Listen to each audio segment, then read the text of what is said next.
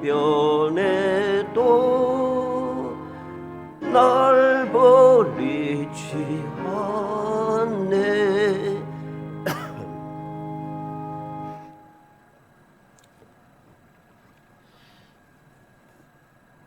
세상을 살아가는 동안 믿음의 사람들에게는 항상 주님께서 함께 하셔서 올바른 길로 인도하시고 안전하게 보호하시고 필요를 공급해 주시고 모든 문제를 이기게 하여서 참된 평안 그리고 기쁨을 누리며 행복한 삶을 살게 하십니다. 그러나 어리석은 백성들이, 어리석은 사람들이 주님의 사랑과 은혜를 깨닫지 못하고 눈에 보이는 대로 모든 것을 판단하면서 불평하고 불만하며 망령되이 말하고 행동하게 되는 것이죠. 그리고 평안을 버리고 힘들게 살아가면서 끊임없이 주님을 원망하며 살아갑니다. 이것이 얼마나 어리석은 일인가 하는 것을 우리는 마음에 새겨야 합니다. 오늘도 변함없이 하나님의 은혜에 대해서 살펴보려고 합니다. 이 말씀들은 우리가 너무나도 잘 아는 내용들입니다. 우리는 이미 수십 년을 신앙생활 하면서 성경 공부도 많이 하고 성경도 열심히 읽고 설교도 많이 듣고 했기 때문에 어지간하면은 성경의 내용을 잘 압니다. 그런데 항상 말씀드리듯이 알고 있는데 행하지 않는다는 것이죠. 알고 있는데도 그렇게 살아가지 못하고 알고 있음에도 불구하고 원망하고 불평하며 알고 있음에도 불구하고 평안이 없는 그런 불행한 삶을 살아가고 있다는 것입니다. 그러다가 그냥 그렇게 살아가도 그래도 하나님의 은혜가 임하니까 그런 대로 살아갈 수가 있는데 문제는 믿음을 버린다는 것입니다. 주님의 은혜의 자리에서 떠나가 버린다는 것이죠. 이게 심각한 문제가 됩니다. 오늘 우리는 이 말씀을 통해서 하나님의 은혜 다섯 번째로 살펴보려고 합니다. 여호와의 인도를 믿지 못하는 원망의 삶. 그럼에도 불구하고 베풀어 주시는 하나님의 은혜. 이 두 가지를 우리가 살펴봅니다.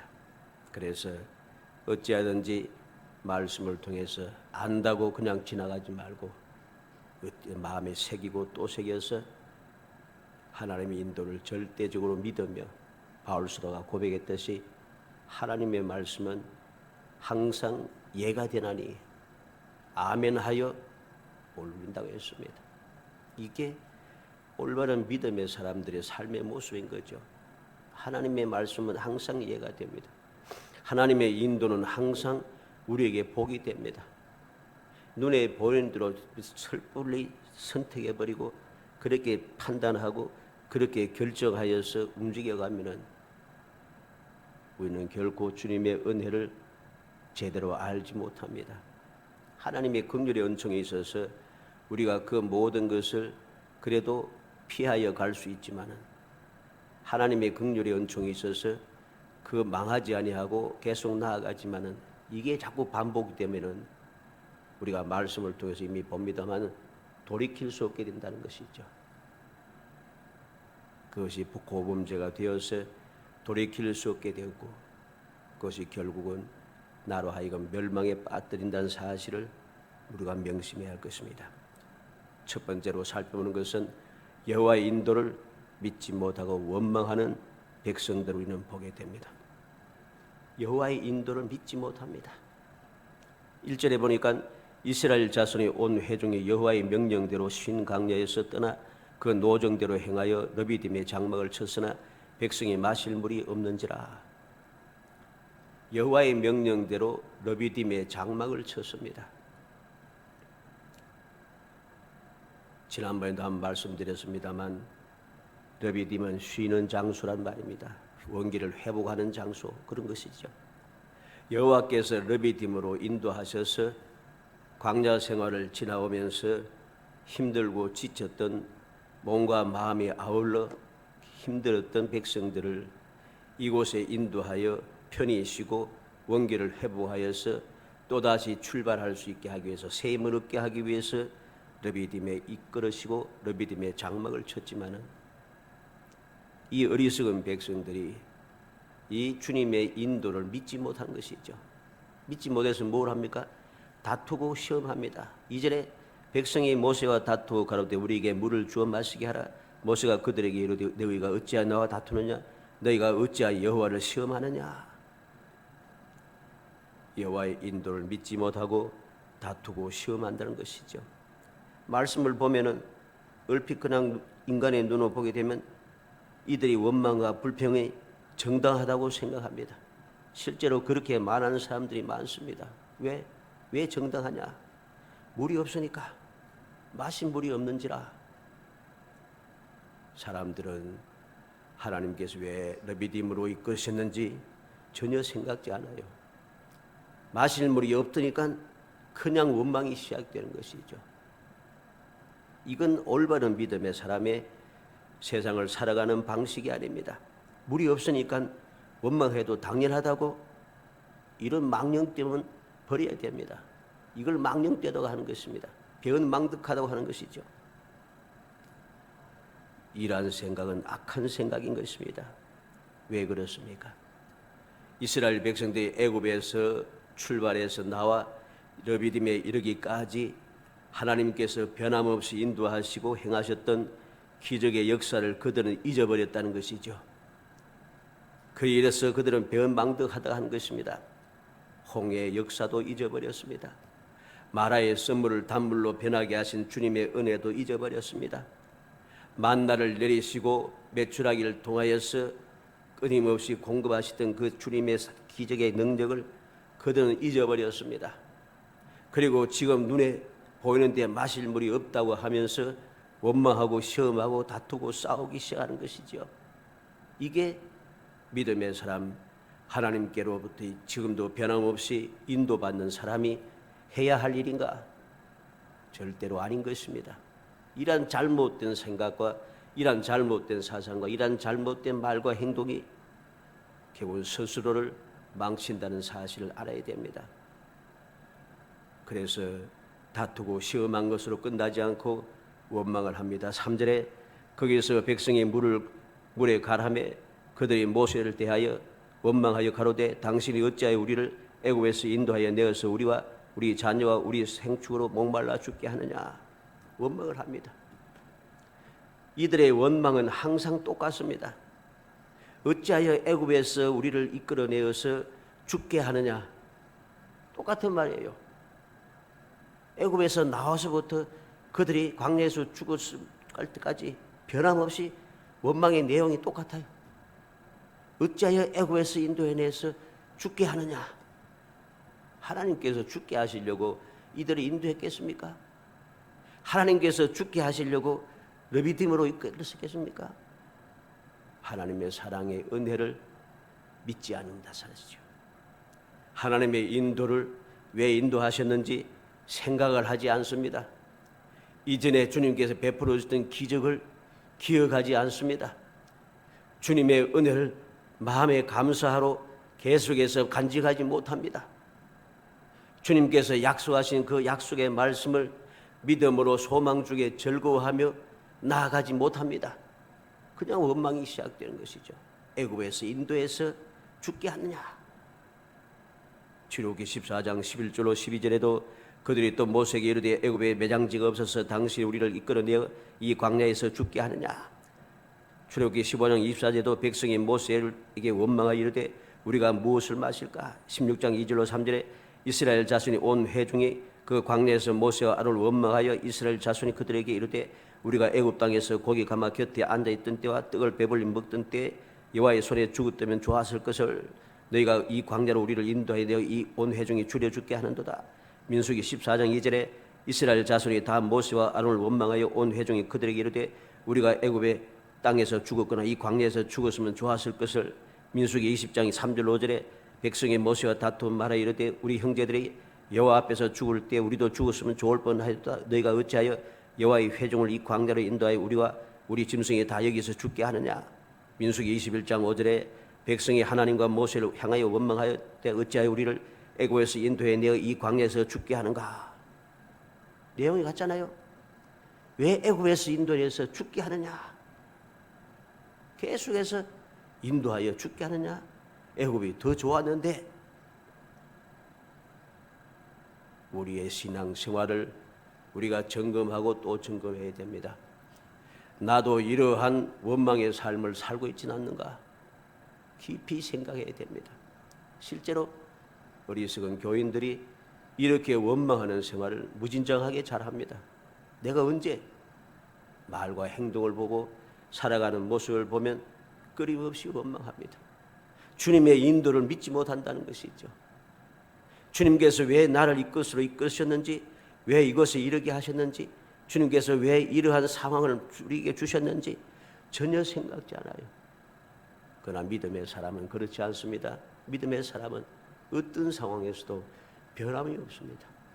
앞서 말씀대로 바울 사도같이 하나님의 말씀이 항상 예가 되나니 아멘 하여서 그네를 누린다는 것이죠. 믿음의 사람들은 항상 그랬습니다. 주님께로부터 복을 받아 누렸던 모든 믿음의 사람들은 항상 주님의 인도, 주님께서 내게 주신 상황, 내게 주신 모든 환경, 내게 주신 형편과 사정, 처지, 이 모든 것을 조금도 의심하지 않습니다. 그래서 그 믿음으로 바로 그러한 똑같은 상황임에도 불구하고 그곳에서 믿음의 눈을 들어 주님의 그 약속의 말씀을 믿으며 그 믿음의 눈을 들어서 모든 것을 바라보므로 지금 눈에 보이는 대로 물이 없다고 원망하지 않고 이전에도 물이 없을 때 하나님께서 어떻게 역사하셨는가 기억하고 생각하는 것입니다.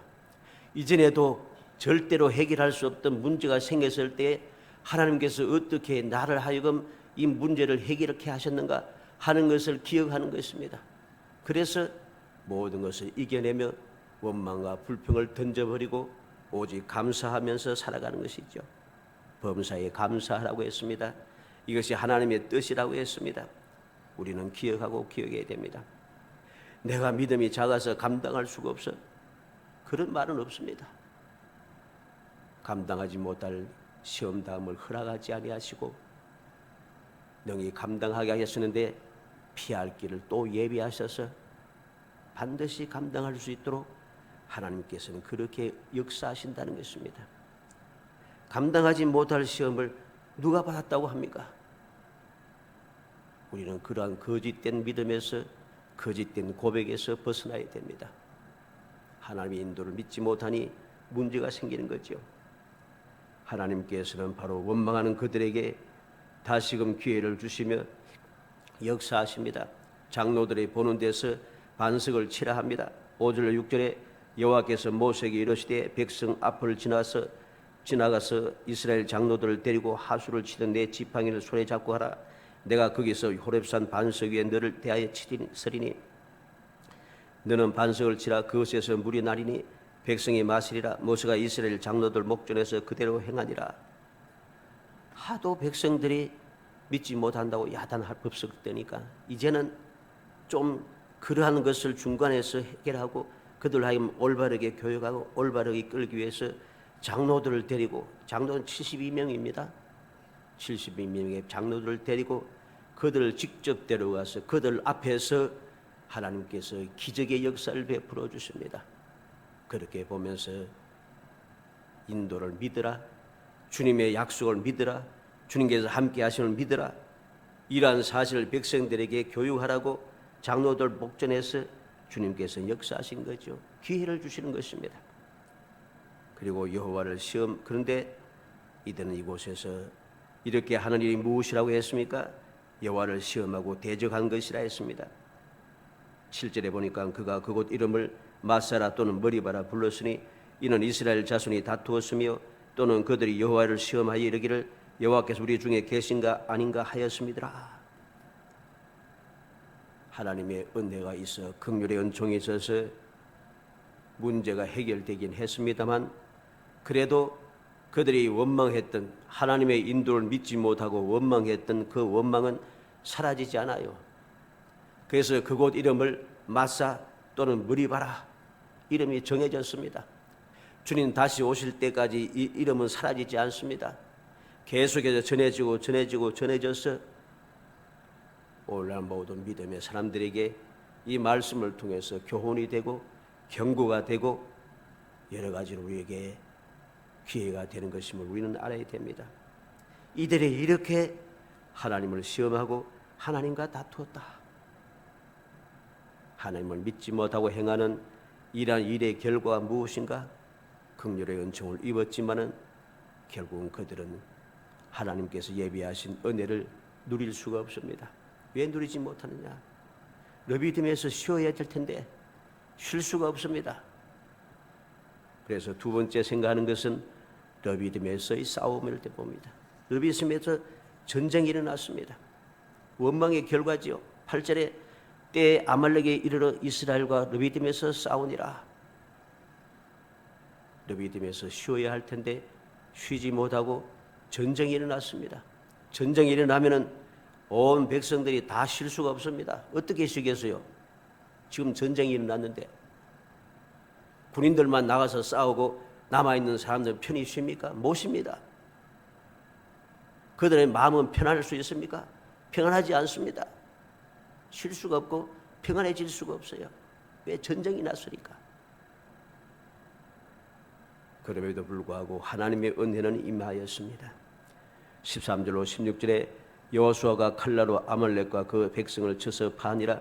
여호와께서 모세에게 이르시되 이것을 책에 기록하여 기념하게 하고 여호수아의 귀에 외워 들리라. 내가 아말렉을 도만의 천하에서 기억함이 없게 하리라. 모세가 단을 섰고 그 이름을 여호와 니시라 하고 하루되 여호와께서 맹세하시기를 여호와께서 아말렉으로 더불어 대대로 싸우리라 하셨다 하였더라. 여호와 니시. 여호와는 나의 깃발, 나를 승리케 하시는 여호와, 이런 뜻이죠. 하나님의 은혜가 놀랍지 않습니까? 이렇게 원망하고 있음에도 불구하고 주님을 시험하고 다투고 있음에도 불구하고 주님께서는 그래도 참아주시고 그들을 불쌍히 여기셔서 이 싸움에 승리하게 하시더라는 것입니다. 우리는 기억해야 됩니다. 우리가 이 세상을 이겨가는 방법, 이 세상에서 주님 주시는 평안을 누리는 비결이 무엇인가 알아야 됩니다. 주님께서 뭐라고 했습니까? 평안을 너에게 주노니 내가 주는 평안은 세상에 주는 것과는 다르다고 말씀합니다. 우리는 똑같이 세상을 살아갑니다. 믿는 사람인지 믿지 않는 사람인지 상관없이 똑같은 세상을 살아갑니다. 똑같은 세상을 살아가지만은 믿음의 사람들은 주님 주시는 평안을 누리며 살아갑니다. 주님 주시는 그 안식과 주님 주시는 원기 회복의 역사를 누리며 살아갈 수가 있습니다. 그곳이 비록 물이 없는 르비딤이라 할지라도 그래도 주님께서는 그곳을 편히 쉬고 새로운 힘을 얻게 하는 장소로 준비해 놓으셨다는 사실이죠. 이 사실을 믿는 믿음의 사람은 쉼을 얻고 새 힘을 얻고 이 세상을 끊임없이 평안을 누리며 살아가지만은 그러지 못한 사람들은 평안을 누릴 수 없습니다. 하나님의 은혜가 있어 싸움에서는 승리하지만은 평안이 없다는 것입니다. 로마서 11장 33절에 깊도다 하나님의 지혜와 지식에 풍성하며 그의 판단은 헤아리지 못할 것이며 그의 길은 찾지 못할 것이로다. 바울 사도는 하나님의 지혜와 지식의 풍성함을 깨달았습니다. 하나님의 판단, 하나님의 길은 사람이 생각지도 못한 놀라운 능력이 있음을 깨달았습니다.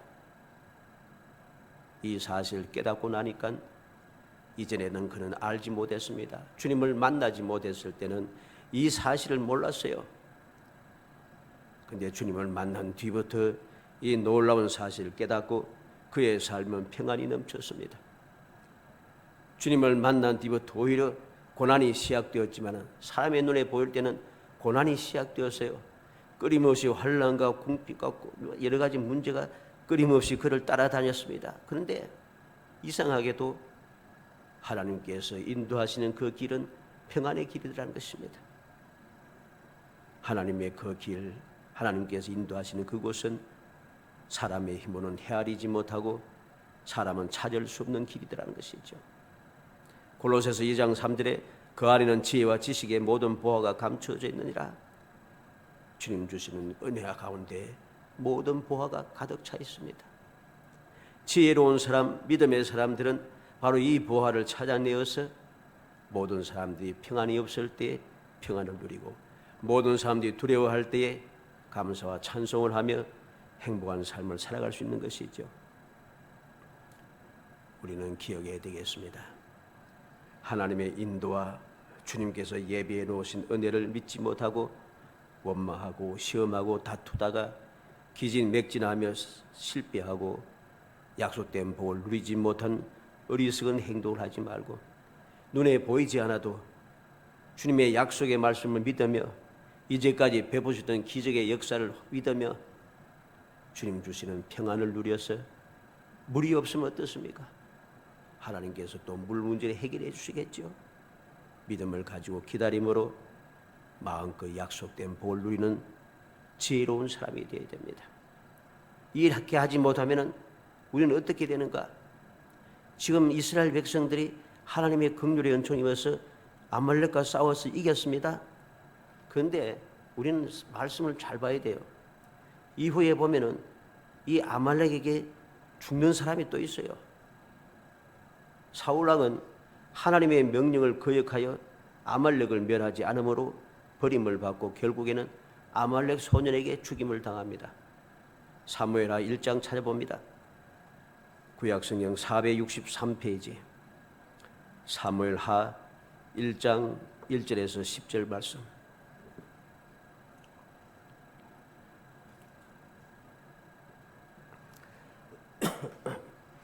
사무엘하 1장 1절에서 10절 구약성경 463페이지입니다.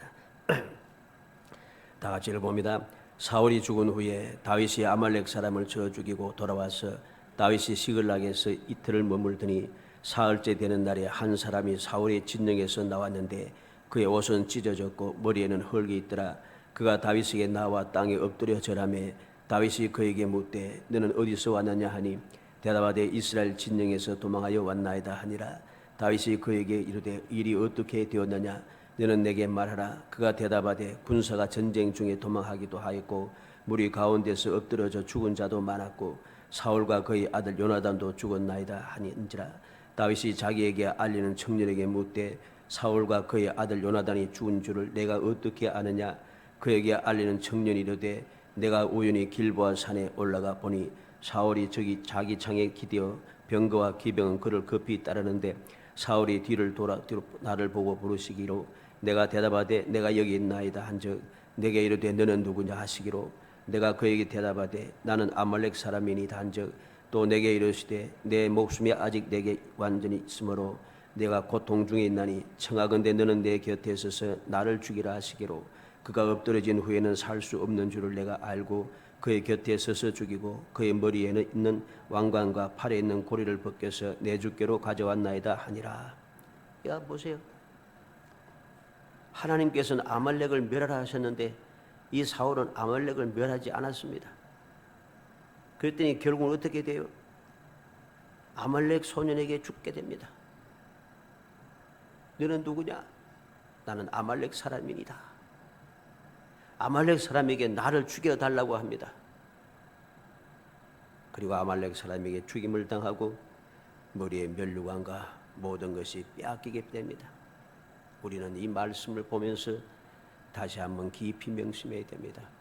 우리의 신앙생활은 말로만 신앙생활 아니고 주님의 약속의 말씀을 믿으며 그 말씀을 믿고 행하는 믿음의 생활이 되어야 됩니다.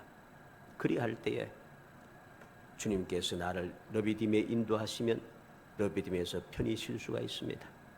그곳에 물이 없어도 주님께서 편히 쉴 수 있도록 물을 공급하십니다. 그리할 때 우리는 쓸데없는 전쟁에서 벗어날 수가 있습니다. 또한 주님의 말씀에 순종하여 갈 때는 이 사울과 다윗은 다릅니다. 다윗은 어땠습니까? 우리가 그 1절에 봤죠. 다윗이 아말렉 사람을 쳐 죽이고 돌아와. 다윗은 아말렉 사람을 멸하고 돌아왔습니다. 이후에 다윗의 삶은 승리의 삶인 것이죠. 전혀 다릅니다.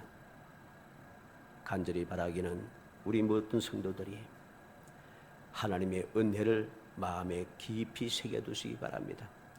깊이 새겨두어서 어떤 상황에도 그 하나님의 은혜를 잊어버리지 않기를 주의 이름으로 축복합니다. 은혜를 마음에 새기고 잊어버려서는 안 됩니다.